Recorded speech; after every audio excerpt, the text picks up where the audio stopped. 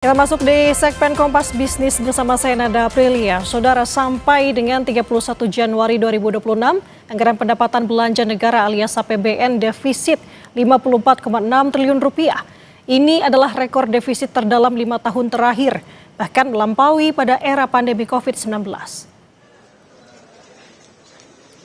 Menteri Keuangan Purbaya Yudi Sadewa bilang defisit APBN disebabkan oleh pendapatan negara yang tercatat baru 172,7 triliun rupiah hingga akhir bulan lalu.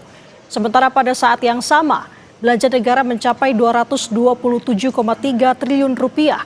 Sederhananya saudara, berangkas negara sudah tekor di awal tahun. Sebagai perbandingan pada periode yang sama tahun lalu, keuangan negara hanya defisit 23 triliun rupiah atau 0,09% terhadap PDB. Next. Pasar komoditas global pendapatan negara telah mencapai 172,7 triliun rupiah atau 5,5% dari target APBN, tumbuh sebesar 9,5% year on year. Kinerja ini ditopang oleh penerimaan pajak perpajakan yang tetap kuat serta PNBP yang mulai menunjukkan pemulihan di luar komponen non berulang tahun lalu. Di sisi belanja negara terrealisasi sebesar 227,3 triliun rupiah atau 5,9% dari pagu APBN, tumbuh tinggi sebesar 25,7% year on year. Dengan dinamika yang saya sebutkan tadi, posisi defisit APBN tercatat mencapai 54,6 triliun rupiah atau hanya 0,21% dari PDB. Angka ini masih sangat terkendali dan berada dalam koridor desain APBN 2026. Anggaran pendapatan dan belanja negara langsung mencatatkan defisit pada bulan pertama 2026. Pelebaran defisit ini sekaligus meningkatkan kebutuhan penarikan utang baru di tengah beban bunga yang kian besar. Per 31 Januari 2026, saudara, defisit mencapai 54,6 triliun rupiah atau 0,21% terhadap PDB. Secara nominal, saudara, ini menjadi defisit Januari terdalam dalam 5 tahun terakhir, bahkan melampaui posisi pada masa pandemi COVID-19. Meski demikian, Menteri Keuangan Purbaya Yudi Sadewa bilang defisit ini masih dalam batas yang aman. Benarkah demikian? Kompas Bisnis sudah bersama dengan kami, bersama dengan narasumber dari Strategic Research Manager Core, Yusuf Randy Manilet akan membahasnya untuk Anda hari ini. Selamat pagi Mas Yusuf, Assalamualaikum, apa kabar? Selamat pagi, waalaikumsalam, kabar baik Mbak Nanda. Mas Yusuf, defisit per Januari capai 54,6 triliun. Benar, ini masih dalam batas yang aman, Mas? Ya, kalau kita mengacu pada koridor target defisit di sepanjang tahun 2006, sebenarnya memang target ataupun capaian defisit di Januari 2006 ini masih berada dalam posisi yang sesuai atau yang diincar oleh pemerintah ya. Namun kita tentu perlu melihatnya dalam spektrum yang lebih luas. Kalau saya melihatnya, kalau kita bandingkan defisit di tahun ini jika dibandingkan dengan tahun lalu, ini mengalami pelebaran. Dan kalau kita runut, pelebaran defisit itu umumnya memang akan terjadi atau bertambah ya di sepanjang perjalanan di bulan tahun anggaran.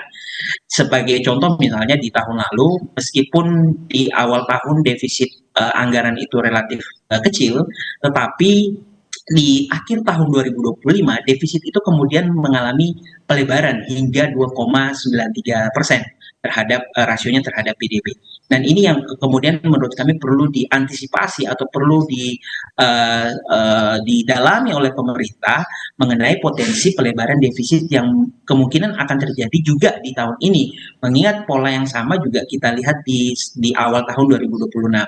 Kalau misalnya kita lihat dari pola belanja misalnya ya, di tahun ini belanja ini meningkat sangat signifikan. Pertumbuhannya itu mengalami 20% ya dibandingkan periode yang sama di tahun lalu.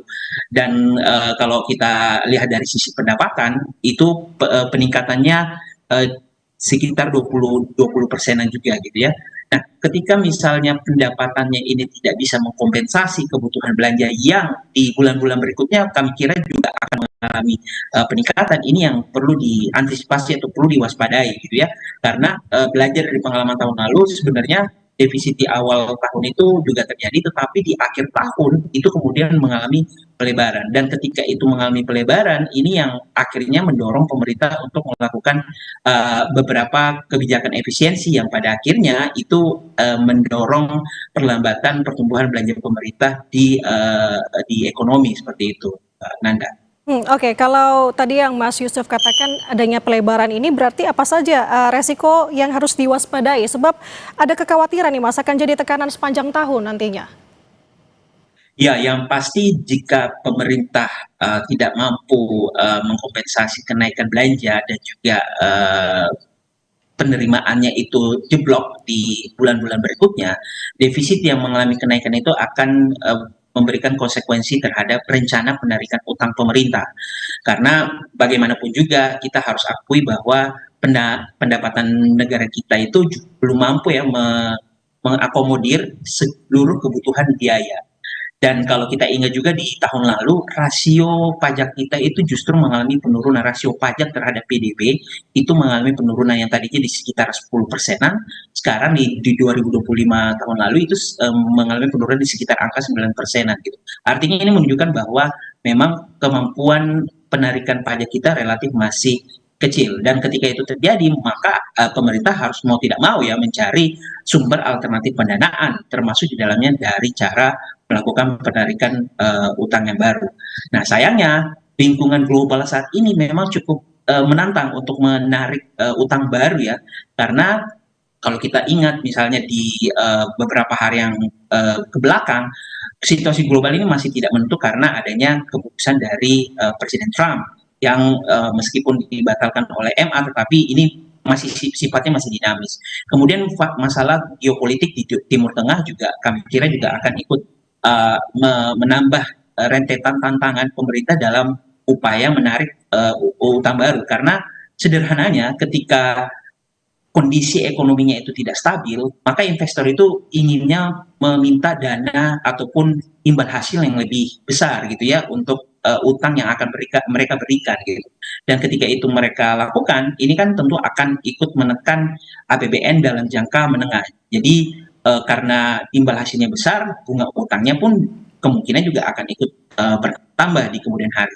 Padahal sampai dengan tahun 2025 saja, rasio bunga utang kita terhadap belanja pemerintah pusat itu mengalami peningkatan ke angka sekitar 20 hingga 25% terhadap total belanja pemerintah pusat. Dan ini memperkecil fleksibilitas ruang gerak pemerintah dari sisi belanja untuk mengakomodir belanja-belanja yang sebenarnya sifatnya lebih produktif, misalnya belanja untuk infrastruktur misalnya, kemudian belanja untuk modal, kemudian belanja untuk bantuan sosial. Ini kan sebenarnya bisa lebih bermanfaat dibandingkan membayar untuk pembayaran bunga utang yang bunganya memang mengalami peningkatan tiap tahunnya, imbal hasilnya juga meningkat ya. Jadi itu konsekuensi yang kemungkinan akan muncul jika defisit ini mengalami pelebaran. Ada potensi pemerintah akan mencoba menarik utang baru, tetapi tantangan untuk menarik utang baru itu tidak sedikit karena kondisi ekonomi global tidak menentu, maka imbal hasil yang diminta oleh investor juga akan relatif lebih besar,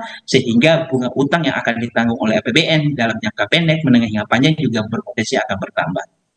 Oke, sebelum kita membahas mengenai belanja negara, Mas, tadi mengenai utang negara, berarti secara garis besarnya lagi konsekuensi defisit ini terhadap utang negara, meskipun kalau dilihat dari penerimaan pajak, ini kan naiknya sampai 30%, Mas Yusuf. Iya, penerimaan pajak memang mengalami kenaikan 30%, tetapi kita juga harus lihat lebih dalam apa faktor kemudian secara pertumbuhan itu mengalami kenaikan yang signifikan. Kalau kita bandingkan, jadi kalau kita ukurkan sebenarnya penerimaan pajak di tahun ini dibandingkan di tahun lalu. Di tahun lalu penerimaan pajak itu relatif rendah karena ketika itu pemerintah masih berupaya untuk memperbaiki sistem Cortex ketika itu. Jadi pembayarannya itu masih bermasalah sehingga penerimaannya rendah gitu. Nah di tahun ini relatif lebih sedikit gitu ya permasalahan pada sistem Cortex, sehingga dari sisi teknis jumlah yang relatif lebih sedikit di tahun 2025 itu diukur mengalami kenaikan di 2026. Jadi ini ada faktor teknis di dalamnya seperti itu. Dan kita belum bisa mengatakan bahwa kenaikan 30% ini sudah cukup baik karena sekali lagi ada faktor teknis di sana. Dan kalau kita ukur dari rasio pajak di akhir 2025 lalu yang mengalami penurunan, justru ini yang menjadi perhatian, yang perlu menjadi perhatian. Jangan sampai kemudian rasio ini tidak bisa meningkat di tahun ini karena ketika dia tidak bisa meningkat, ini akhirnya tidak berimbang ya, kompensasinya penerimaan negara itu tidak bisa mengkompensasi peningkatan penerimaan belanja di bulan-bulan berikutnya di sepanjang tahun 2026. Oke. Nah, kalau ini kan kemarin informasinya juga ada lonjakan belanja negara pada Januari tahun ini, Mas Yusuf. Ini mencerminkan adanya pola front loading nggak sih? Atau memang pendapatan pajak kita aja yang nggak mampu untuk bisa mengimbangi rencana belanja pemerintah? Ya, kalau kita mengikuti memang ini adalah kombinasi dari sisi penerimaan kita yang memang belum bisa mengkompensasi kenaikan belanja, dan di sisi lain ada upaya untuk mendorong percepatan belanja di awal tahun oleh pemerintah. Dari sisi aspek positif, menurut saya itu cukup kita perlu mengapresiasi karena bagaimanapun juga belanja pemerintah ini kan bisa memberikan efek multiplier ke perekonomian. Tetapi yang perlu kita garis bawahi adalah ke depannya gitu ya. Karena kalau kita lihat kan di sepanjang 2026 ini pemerintah memang menargetkan peningkatan penerimaan belanja yang cukup signifikan dibandingkan tahun lalu. Beberapa pos-pos belanja termasuk yang sifatnya program-program flagship itu juga mengalami kenaikan yang sangat signifikan. Kita tentu berharap itu dapat dibiayai, tetapi kalau kita melihat dari kinerja penerimaan negara itu kita perlu menggarisbawahi atau perlu memberikan semacam peringatan gitu ya, jangan sampai kemudian ini tidak bisa dibiayai karena tadi kemampuan penerimaannya lebih sedikit. Dan saya kira kita tidak sendiri karena lembaga-lembaga seperti kemarin ya Moody's juga memberikan peringatan bahwa adanya peningkatan rasio belanja ini belum bisa ditutupi dengan peningkatan rasio di sisi penerimaan. Seperti itu Mbak Nanda. Nah, kalau secara skup lebih besarnya lagi, berarti Mas Yusuf, defisit ini apakah dapat mempengaruhi persepsi negatif asing atas kondisi ekonomi Indonesia saat ini? Ya, kalau kita lihat memang ini akan mempengaruhi persepsi investor asing dan juga yang akan berinvestasi di Indonesia gitu ya. Karena bagaimanapun juga defisit ini adalah gambaran bagaimana pemerintah melakukan pengelolaan. Harapannya tentu defisit itu masih akan berada pada range target ya. Sekali lagi kan di tahun ini range target defisit itu di sekitar 2,6%. Jangan sampai kemudian range ini kemudian melebar gitu ya, seperti yang terjadi di tahun lalu. Ini yang kemudian diperingatkan oleh berbagai lembaga bahwa kenaikan jumlah belanja ini cukup signifikan sementara dari sisi penerimaannya ini tidak mampu gitu.